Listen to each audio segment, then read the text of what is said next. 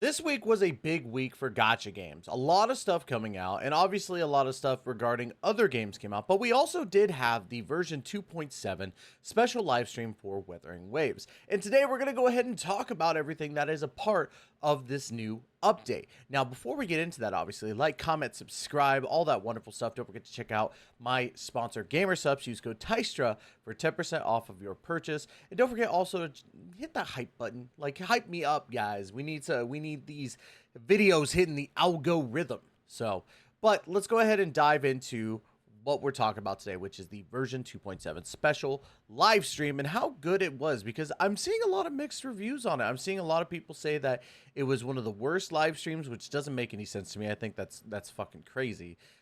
And then I've seen people say that it really wasn't that bad, which I wouldn't say it was great, but it definitely wasn't horrible.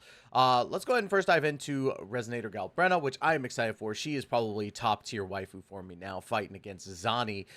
She is going to be a fusion pistol user, which she looks insane. Her animations are very Devil May Cry coded, which I very, very much love. Love her design in general. Love that she gets the black wings.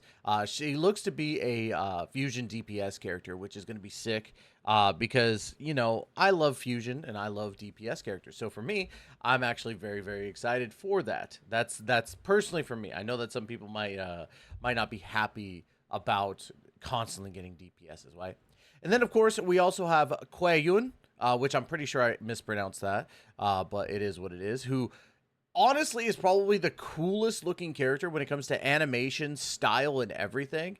He's going to be an arrow sword character, which is going to be sick. He looks to be a DPS as well, which I'm actually more excited for the fact that he's going to be a DPS, because we do need some other arrow DPS characters. I know that we have Cardathea. Cardathea is really good, but we also have Gian, and Gian is just kind of, I don't know. I'm happy I have Gian, but I also never use Gian. So, but yeah, both the new characters look insane. I love their animation styles. He's got some of the coolest like black and white style transitions I've seen in a long, long time in a gacha game. So very excited for Kwayun. We also got the new weapons, Lux and Umbra, which was a kind of... I feel this is a nod to other games, because I know a lot of other games use dual pistols named Lux and Lumbra. So I do like that. I love their designs. Very cool. And then the Emerald Sentence looks insane. And it's... the way that they have it in the weapons... What was it? The weapons catalog thing. You could actually see some really, really cool animations with it. So I'm very excited for that. And then, of course, we have our banners, which phase 1 is going to be Galbrenna with Lupa, which I'm very happy that Lupa's coming back already, though it does seem pretty quick. We do know also that the 4 stars are going to be Sanhua, Mortefi, and Lumi, so this is going to be a really, really good banner to summon on in general. I think that the 4 stars are actually pretty good, minus Lumi. So Galbrenna and Lupa's banner are going to be absolutely insane. Following that, the phase 2 banners are going to be Kwayun and Zani. So literally phase 1 is wifey, and second phase is wifey again with Zani right there. But I do think that this is a great 4 stack of banners. People, your Asterites are in trouble, because all 4 of these characters are very good, very solid to have on your accounts. So I'm actually pretty stoked about that. Main quest is going to follow the events of Galbrenna attacking Cardathea, and we're going to find out exactly what's going on with that. I'm going to be the exact opposite of the live stream, and I'm not going to spoil. I think that a lot of live streams, when it comes to gacha games, take too much time to explain the story, and it spoils the surprise for us. In some cases, there are some surprises that don't get spoiled, but at the same time, a majority of the surprises get spoiled by the time we actually go and play the story. I hate that so much. So I'm not going to go into more details about it, but I will say that the trailer looks sick. If you do want those slight spoilers, go ahead and check out the trailer. And then also we got the after story, A Stranger in a Strange Land, where we follow Kwayun, which is going to be pretty cool.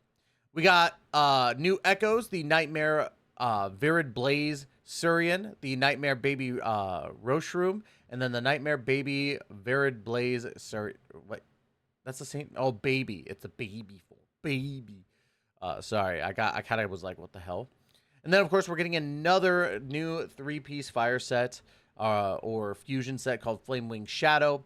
Dealing echo damage increases heavy attack crit rate by 20% for 6 seconds. Dealing heavy attack damage increases echo skill crit rate by 20% for 6 seconds. While both effects are active, gain 16% fusion damage bonus. I think actually this could be one of the better ones to have on your fusion characters. I think this might be the first one that I've seen that really replaces a lot of fusion characters' old Sonata effects. So very excited for this one. However, I am hating the 3-piece sets now because you have to do 3 and 2, which is annoying because you have to do 2 different types of farming. But I get it. I understand it. It is what it is. You got to evolve in some way, shape, or form. New tactical hologram with the Lioness of Glory, which he looks cool. I'm not going to say he doesn't.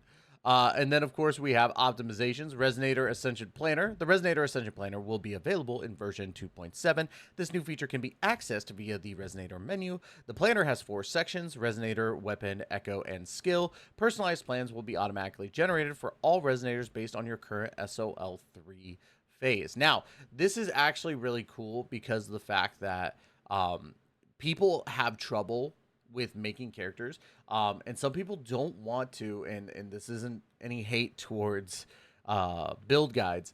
They don't want to use the build guides. They want to figure it out for themselves. I think that this is actually a really good option for people to use. So very cool that they're finally adding that into it. Better quest experience. The Journey Log feature will be added to the quest system. Journey Log allows you to view all the main quest chapters, with each chapter divided into different acts. In future updates, Journey Log will incorporate other quest types. Pretty standard, like it basically puts it all into a row, which is pretty cool.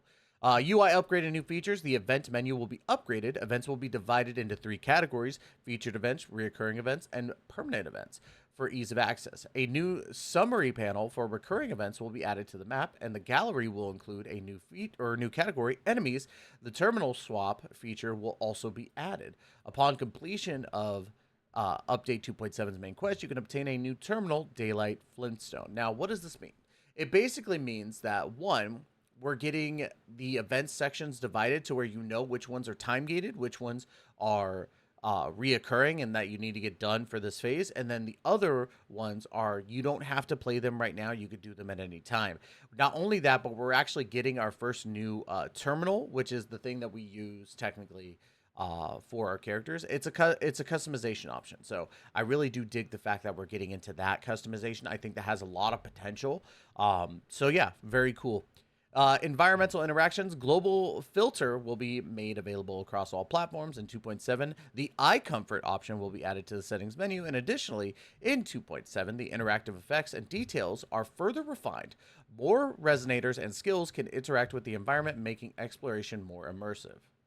So what exactly does that mean? Well, it basically means that you'll be able to see leaves interacting with your skill, and it's going to make the environment actually interact with your resonators. I think that's overall very good. It's a good way to kind of get yourself into the whole I guess the best way to say it is like to feel interactive with your thing. I'm going to move myself over here. I just realized that. Sorry about that, guys. But it's a great way to keep everything interactive. And it makes you kind of a part of the world. Basically just making you feel like you're a part of it. And I like that. This is the list of the events. We got the Lament Recon, Solaris Soldier, Gift of Approaching Dawn, Gift of Ink Song, Freeze Frames, Action Highlights, Septimont, Weather Forecast, and Lolo Campaign, Ice Survivor. Basically, all these events equate to, I don't think there's really a single